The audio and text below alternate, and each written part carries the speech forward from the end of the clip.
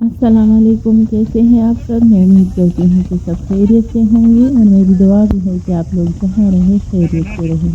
پچھلی ویڈیو میں نے آپ سے شیئر کیا تھا کہ ہم باڑہ گلی کی آبشار گئے تھے اور آبشار سے اترنے کے بعد ہم نے سفر شروع کر لیا ہے نتیا گلی کی طرف۔ نتیا گلی یہاں سے زیادہ دور نہیں اور آبشار میں بھی موسم سرد تھا، لیکن جیسے ہی نتیا گلی کی طرف سفر شروع کیا ہم نے موسم اور بھی سرد اور خنک ہوتا رہا اور بہت زیادہ ٹھنڈی اور تیز ہوائیں چلتی رہی اور سورج غروب ہونے والا تھا اور تقریباً شام ہونے والی ہے اس ٹائم پر، اور ہم جلد ہی نتیا گلی بازار پہنچ گئے۔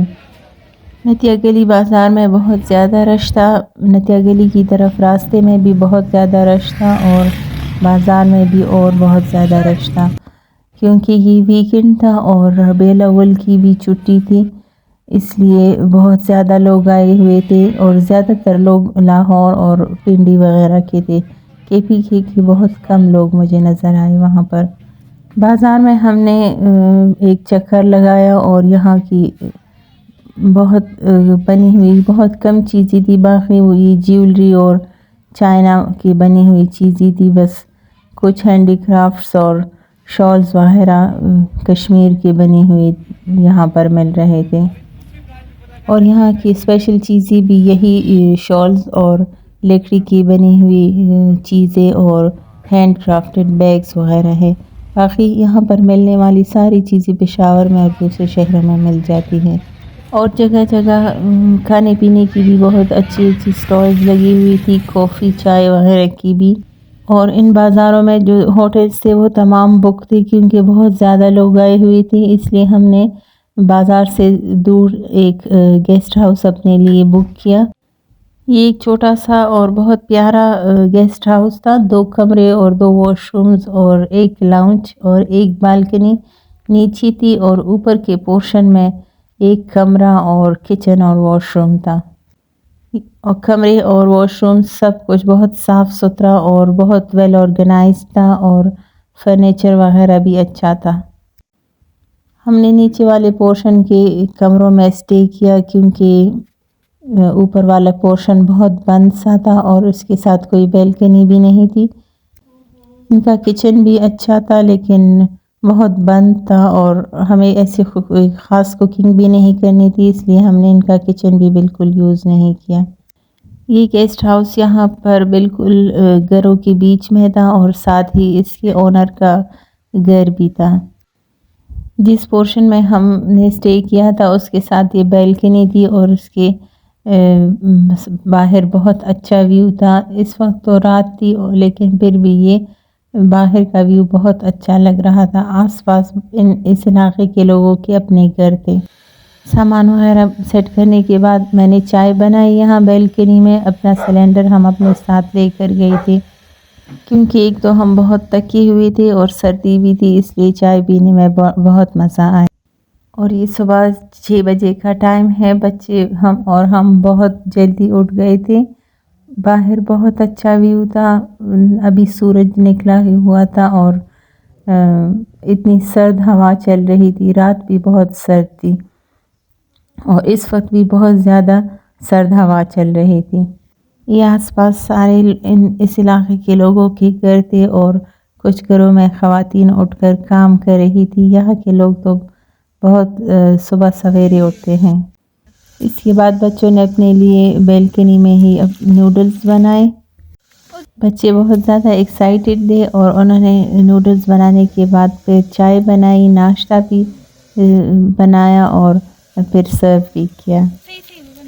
ہم نے اس گیسٹ ہاؤس کا کچن اس لیے بھی استعمال نہیں کیا کیونکہ یہاں پر بیلکنی میں ناشتہ بنانے کا بہت زیادہ مزہ آ رہا تھا۔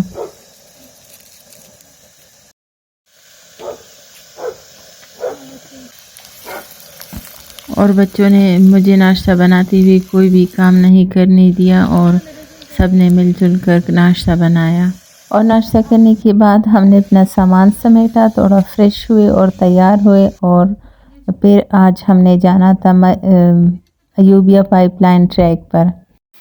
نتیا گلی کے قریب ایک علاقہ ہے ڈونگا گلی. یہ پائپ لائن ٹریک ڈونگا گلی سے شروع ہوتا ہے اور یہ 4 کلومیٹر کا ٹریک ہے اور یہ ایوبیا میں ختم ہوتا ہے. یہ ٹریک 1892 میں برٹش گورنمنٹ نے بنایا ہے. دراصل یہ ایک پائپ لائن ہے جو گلیات سے مری تک صاف پانی چشموں کا پہنچاتا ہے اور یہ پائپ لائن پہاڑوں کے درمیان سے گزارا ہوا ہے اور اس پائپ لائن کو بچھاتی ہوئی یہ ٹریک بنایا ہوا ہے. نتیا گلی میں جگہ جگہ پہاڑوں سے چشمے چھوٹے چھوٹے پھوٹتے ہیں اور انہی چشموں کا پانی جمع کر کے اس پائپ لائن کے ذریعے مری پہنچایا گیا ہے.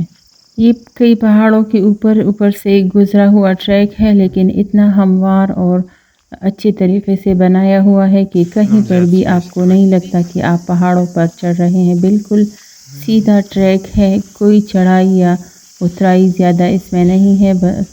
جس طرح عام ان پہاڑوں میں آپ پڑتے ہیں اور بہت زیادہ چڑھائیاں ہوتی ہے، اس ٹریک پر ایسا بالکل بھی نہیں ہے. بالکل ہموار راستہ ہے اور بہت سیف راستہ ہے. جگہ جگہ ایوبیا نیشنل پارک کے گارڈز بھی کھڑے ہوتے ہیں. یہ سارا علاقہ ایوبیا نیشنل پارک کا حصہ بھی ہے اور ہر طرف گھنے جنگلات اور پہاڑ ہیں اور بہت خوبصورت سینریاں تھی اور موسم بھی بہت زیادہ اچھا تھا. اس ٹریک کو بناتے ہوئے برٹش آرمی کے جن بیچز نے حصہ لیا تھا ان کے سائنز اور نشانات جگہ جگہ پہاڑوں پر بنے ہوئے ہیں. اور یہ اس ٹریک کا ٹنل ہے، اس کے دوسرے سرے پر ایوبیا شروع ہوتا ہے. یہ ٹنل کافی عرصے تک پہاڑ سے گرنے والے تودوں اور مٹی میں دبا ہوا تھا اور پھر KPK گورنمنٹ نے اس کو ڈھونڈ نکالا اور اسے صاف کیا اور ٹورسٹ کے لیے کھول دیا. اس میں جگہ جگہ پانی کے جھرنے بھی نکلی ہوئی ہیں. ٹنل کے اندر سے لائٹنگ بھی ہوئی ہے اور یہ ٹنل ختم ہوتی ہی ایوبیا شروع ہو جاتا ہے.